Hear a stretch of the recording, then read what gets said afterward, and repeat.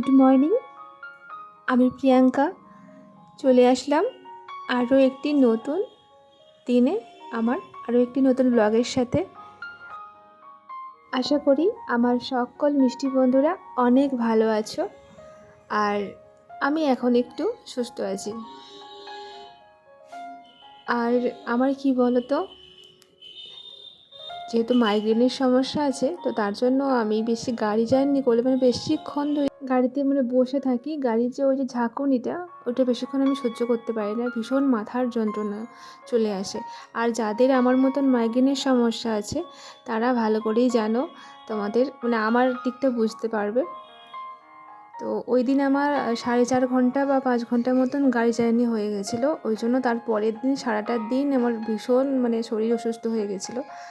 তো যাই হোক, এখন আজকের 2 দিন প্রায় বিশ্রাম নিতে লেগেছে, এখন আজকে অনেকটাই বেটার আছি। আর এদিকে জানো তো, সকাল সকাল উঠে তুমি দাদাভাই একটা ওই বাসমতি যে রাইস, তো ওর চালের যে একটা ভাজা হয়, তো ওটা নিয়ে এসেছিলো ট্রেন থেকে ওই ফেরার সময়। তো ওইটা একটু সকালে একটু খাওয়া দাওয়া করবো মা ছেলে, তার জন্য কেটে প্রথমে কৌটোতে ভরে নিয়েছি, আর কৌটো থেকে তারপরে মা ছেলে নিয়ে খাবো। আর এদিকে দুধটাও গরম বসিয়ে দিয়েছি। আর কালকে রাতে চিকেন হয়েছিল, তো একটুখানি ছিল, তো ছেলে ওই চিকেন আর মুড়ি খেতে ভীষণ পছন্দ করে, তো ওকে চিকেন মুড়ি দিয়েছি। আর আমি খেয়েছি একটু জল মুড়ি, কারণ আমার ভীষণ ওই মাথাটা এখনও মনে হচ্ছে যেন টলাচ্ছে, ঠিকঠাক হচ্ছিল না। তো যাই হোক, আর এই যে কালকে যেহেতু ওই বাড়িতে ছিলাম না সারাদিন, আমরা রুম দেখার জন্য চলে গেছিলাম। তো ব্রোকলিটা ছিল, ব্রোকলিটা দেখলাম যে ওই ভেতরের যে ফুলগুলোতে কেমন একটা যেন শুকিয়ে কেমন একটা হয়ে গেছে। তো আমি কাটার আগে না ওটা জলের মধ্যে ডুবিয়ে রেখেছিলাম, ভাবছিলাম হয়তো পোকা টোকা আছে, তো লবণ দিয়ে রেখে দিয়েছিলাম। যাই হোক, ওদিকে সবজিটা একটু কেটে রেটে জলের মধ্যে আবার ডুবিয়ে রেখে দিয়ে চলে এসে ধুয়ে টুয়ে। তো এখনকার ফুলকপি আর ওই ব্রোকলি যাই বলো না কেন, ওই যেগুলো ফুল টাইপের হয়, তো ওইগুলোতে একটু বেশি পোকা থাকে, তো একটু লবণের মধ্যে ডুবিয়ে রাখলে পোকা থাকলে কিন্তু বেরিয়ে যায়। আমি এরকম করে রাখি, শাক বা ফুলকপি এরকম করেই রাখি, জলের মধ্যে অনেকক্ষণ ডুবিয়ে রাখি।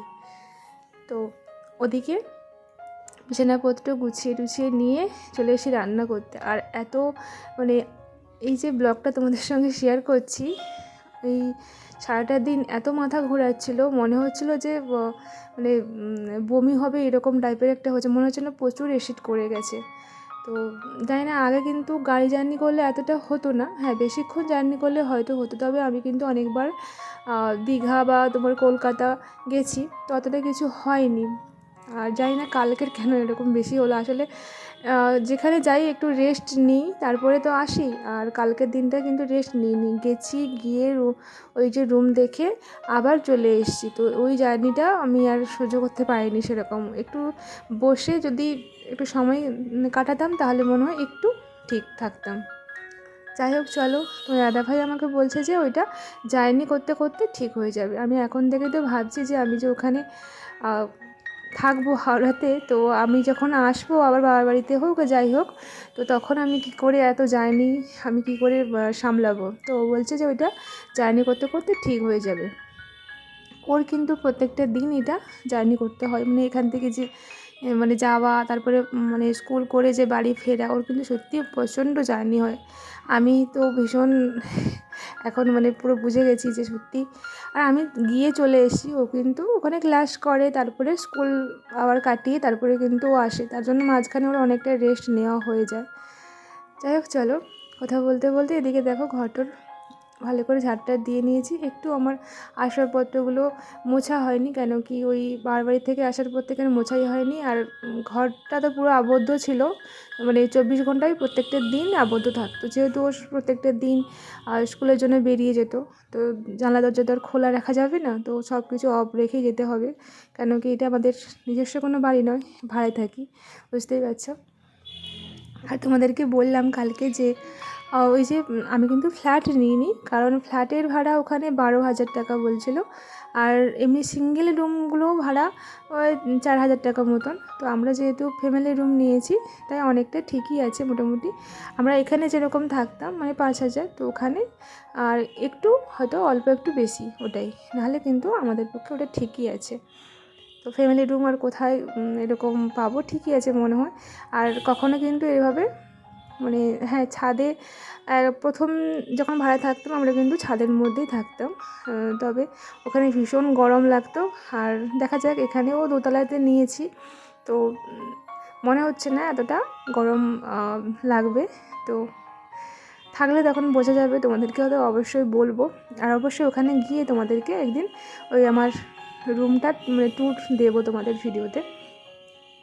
আর চলো এখানে এই যে একটু ঘরটরগুলো মুছে নিচ্ছি, কেন কি আমাদের বেশি এখানে নিচে বসেই খাওয়া দাওয়া হয়, চেয়ার টেবিলে সেরকম হয় না, কারণ এই সবাই 3জন মিলে এখানে বসে যাই খাওয়া দাওয়া করতে। আর এরকম বসে খেতে কিন্তু আমরা বেশিটাই পছন্দ করি, কারণ আমরা তো বাঙালি মানুষ, আর বসে খাওয়াটাই মনে হয় শান্তি হয়। চেয়ার টেবিলে অতটা বেশি আমার শান্তি লাগে না। আমি চেয়ার টেবিলে খেলে অনেকটা সময় লাগে, মনে হয় যেন কিছু মানে খাবার টাবার পড়ে যাবে এরকম ফিল হয়। হ্যাঁ, ওটা অবশ্যই অভ্যাস থেকেই আসে, আমরা তো অতটা অভ্যস্ত নয়। আর হ্যাঁ, আগে খেতাম মানে বাবার বাড়িতে কিন্তু এরকম খেতাম, কিন্তু তবুও আমার মনে হয় যে নিচে খেলেই মনে হয় বেশি শান্তি লাগে। আর আমার ছেলেও সেই রকমই। তো চলো তোমাদের সঙ্গে কথা বলতে বলতে মানে রান্নাবান্না তো হয়ে গেছিলো।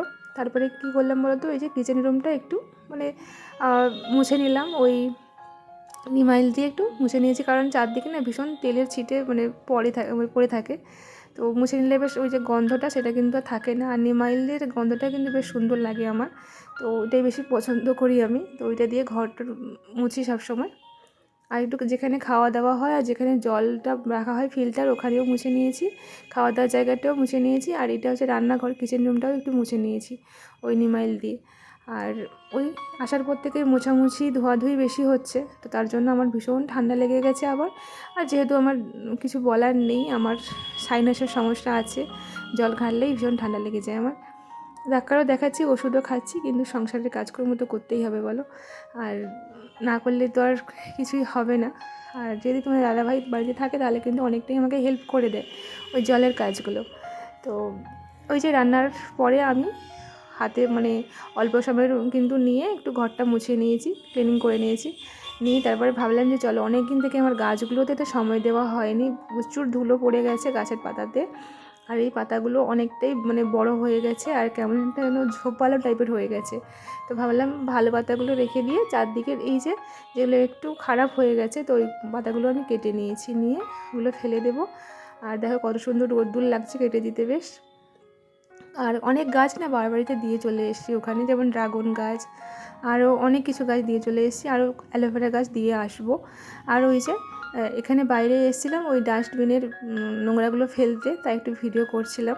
আর এদিকে জানো তো স্নান টান সেরে নিয়েছি, আর যেহেতু মাথার ভীষণ সমস্যা হচ্ছিলো, তাই ভালো করে আজকের মানে মাথাটা ভালো করে ধুয়ে নিয়েছি। তো রান্না করার পরে তোমাদেরকে বলি, আমার এতটাই মনে হচ্ছিলো যে আমার অ্যাসিড করে গেছে। তো ওই সকালে তো একটুখানি খেয়েছিলাম, তারপরে ভাবছি যে চলো হয়তো অ্যাসিড করে গেছে এই জন্য হচ্ছে। তারপরে মানে নিজে একটু বমি করার চেষ্টা করেছিলাম, কিন্তু কিছু হয়নি। তবে স্নানটা করার পরে এখন মনে হচ্ছে যে শরীরটা অনেকটাই ফ্রেশ আছে। তো চলো, এতক্ষণ ধরে আমার যে সকল মিষ্টি বন্ধুরা আমার ভিডিওটির সাথে ছিলে, পাশে ছিলে, প্রত্যেকটা দিন প্রতিটি মুহূর্ত আমার সাথে থাকো, পাশে থাকো, তোমাদেরকে অসংখ্য ভালোবাসা।